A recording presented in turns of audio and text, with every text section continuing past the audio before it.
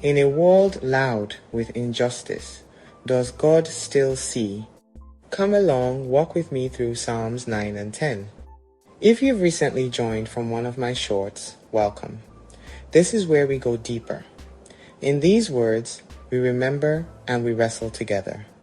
I will praise you, O Lord, with my whole heart. I will tell of all your marvelous works. I will be glad and rejoice in you. I will sing praise to your name, O Most High.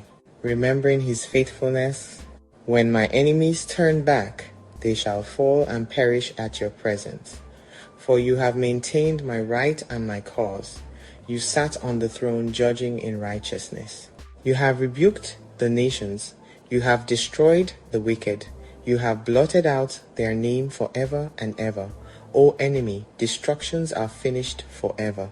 And you have destroyed cities. Even their memory has perished. He has maintained my right and my cause. But the Lord shall endure forever. He has prepared his throne for judgment. He shall judge the world in righteousness, and he shall administer judgment for the peoples in uprightness. In a world where everything feels temporary and justice seems fleeting, this is our anchor. God's reign is not a passing season. It is eternal. His judgment is not flawed or biased, but perfectly righteous, offering a profound sense of stability and hope in turbulent times. The Lord also will be a refuge for the oppressed, a refuge in times of trouble. And those who know your name will put their trust in you. For you, Lord, have not forsaken those who seek you. This is a promise of divine protection. When the weight of the world presses down, he is our safe place, our stronghold. To know his name is to know his character, faithful, loving, and present. Trusting him means remembering he has never abandoned those who earnestly search for him. Sing praises to the Lord, who dwells in Zion. Declare his deeds among the people. When he avenges blood, he remembers them. He does not forget the cry of the humble. Our praise is a response to his goodness, a declaration of his mighty acts. Even when we feel unseen or unheard, God remembers. He hears the quietest pleas of the humble and acts on their behalf. Our stories of his faithfulness become a testimony for all to hear. Have mercy on me, O Lord. Consider my trouble from those who hate me. You who lift me up from the gates of death, that I may tell of all your praise. In the gates of the daughter of Zion, I will rejoice in your salvation. Here, the psalmist shifts from a general declaration to a personal, heartfelt cry for help. This is a model for our own prayers, honestly presenting our struggles, confident that God is the one who rescues us from despair. Our deliverance then becomes a powerful story of his praise, meant to be shared. The nations have sunk down in the pit which they made. In the net which they hid, their own foot is caught. The Lord is known by the judgment he executes. The wicked is snared in the work of his own hands. The wicked shall be turned into hell, and all the nations that forget God. There is a natural and divine consequence for evil. God's justice is woven into the fabric of reality, where the schemes of the wicked ultimately become their own downfall. This isn't about gloating, but about recognizing the ultimate authority of a holy God who will not let evil prevail forever. For the needy shall not always be forgotten. The expectation of the poor shall not perish forever. This is the turning point of hope. In a world that often overlooks the poor and forgets the needy, God does not. Their hope is not in vain, and their expectation of justice will be met. God's heart is for the marginalized, and his memory is long. Arise, O Lord, do not let man prevail. Let the nations be judged in your sight. Put them in fear, O Lord, that the nations may know themselves to be but men. The psalm concludes with a bold prayer, asking God to intervene and reveal his power. It's a plea for humanity to be humbled, to recognize our limitations and God's sovereignty. This isn't a prayer for harm, but for a reality check that all people and nations might understand they are merely human, and he alone is God. Why do you stand afar off, O Lord? Why do you hide in times of trouble? This is the honest cry of a heart in pain. It's a question many of us have whispered in our darkest moments. The psalmist isn't turning away from God, but turning toward Him with raw, unfiltered honesty. This kind of prayer, full of doubt and desperation, is not a sign of failing faith. It is the very beginning of a deeper, more authentic conversation with the one who can handle our questions. The wicked in his pride persecutes the poor. Let them be caught in the plots which they have devised. For the wicked boasts of his heart's desire. He blesses the greedy and renounces the Lord.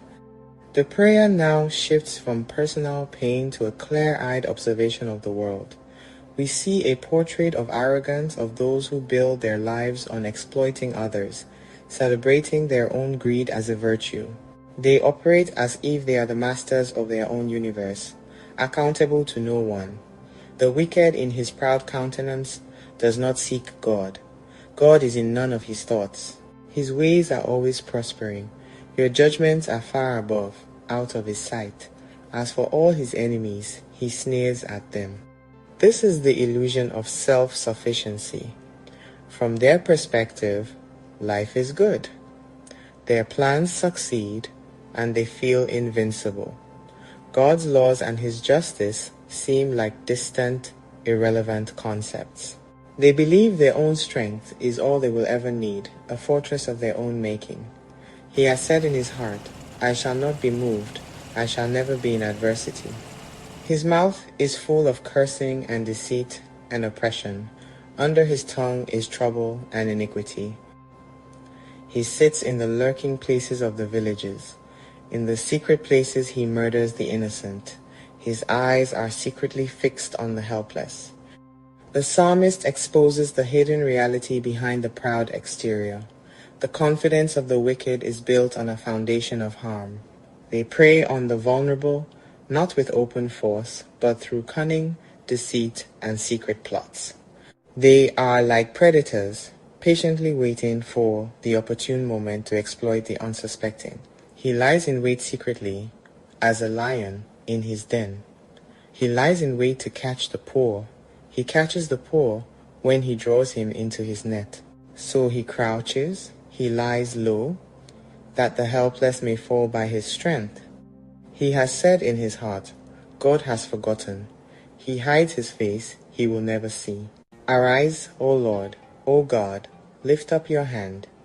Do not forget the humble. This is the honest cry of a heart that feels overlooked. It's a bold prayer, asking God to intervene directly in a world where the vulnerable often suffer in silence. It reminds us that we can bring our deepest frustrations to God, trusting He will not turn away. Why do the wicked renounce God? He has said in his heart, You will not require an account, but you have seen, for you observe trouble and grief, to repay it by your hand. The helpless commits himself to you. You are the helper of the fatherless. Here lies the turning point from despair to trust. While the wicked believe their actions go unnoticed, the psalmist declares a profound truth. God sees everything. He is not a distant observer, but an active defender of the helpless, a father to the fatherless. Break the arm of the wicked and the evil man. Seek out his wickedness until you find none. The Lord has seen. The Lord is king forever and ever. The nations have perished out of his land. This is a declaration of ultimate reality. Earthly powers rise and fall, but God's reign is eternal. This truth anchors our hope, assuring us that injustice does not have the final word. His kingdom will outlast all others. Lord, you have heard the desire of the humble. You will prepare their heart.